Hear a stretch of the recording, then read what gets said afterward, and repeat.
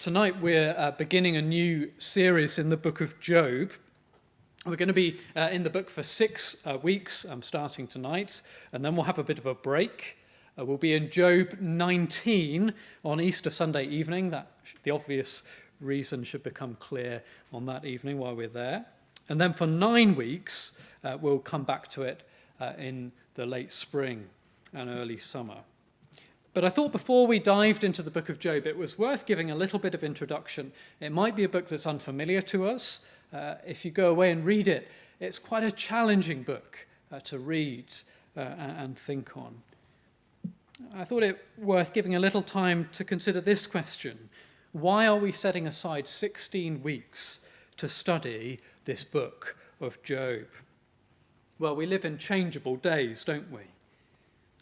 Our world faces so many challenges, and in our lives, we face hard things, difficult things, sufferings, illnesses, loss, anxiety, confusion, depression, persecution, relationship breakdown, and so forth.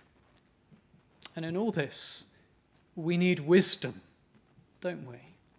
And that's why, God willing, we're going to spend time in this book of Job. The Hebrew Bible, the Bible that Jesus would have read from in the synagogues, is arranged in 3 parts, a little bit different to our English Bibles here. The first part was the Torah, the law, the first 5 books written by Moses, same in our book. And then they had the Navim, the prophets, and that's what we would call today the history books, but then also the major and minor prophets. And they were together in that second part, the Navim.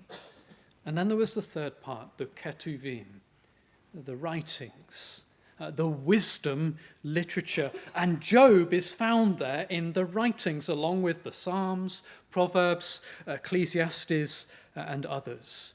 Job is part of God's wisdom for us. That's a helpful point to make clear right at the start here, that there's a difference between truth and wisdom. An example of truth. God is sovereign over everything. That's true. Wisdom differs slightly. Wisdom is the skill of living by that truth. What are all the implications that God is sovereign over everything? How does that apply in real life when we have to make decisions or at home or at work, or when we go in and get bad news at the hospital? Wisdom is living in God's world with all the realities of this world according to God's truth. Wisdom is living in God's world according to God's truth. And Job is a book where quite quickly everything seems out of control. And for many chapters, the Lord is silent, and some of the most harsh and horrible things are said. And yet in the midst of all of that, Job is a book of sublime wisdom. It runs deep. It doesn't avoid the hard questions. It doesn't dodge the realities of living in a broken world. This book is built on the deep sufferings of Job, a real man. So much so, it's almost like his suffering is the ink that this book is written in. But it's here in the hardest of places that we often find the wisdom that we need. Not the answer to every question we might have. There's not a complete set of answers in the book of Job, but there is true, great wisdom here that reaches out to all of life and all kinds of situations. I know that today some of us are in the depths of suffering. Others of us will carry with us the shadows of past hurts. Some of us, maybe all of us, will have unanswered questions.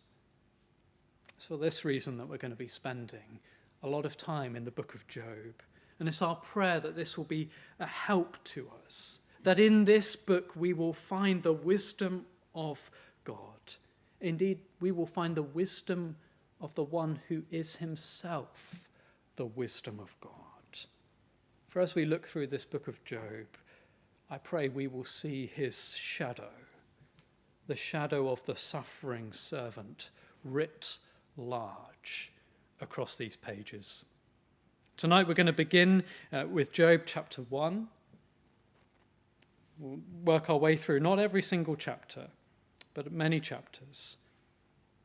And then we'll finish with God's reply to Job in many weeks' time, God willing, at the end of the book.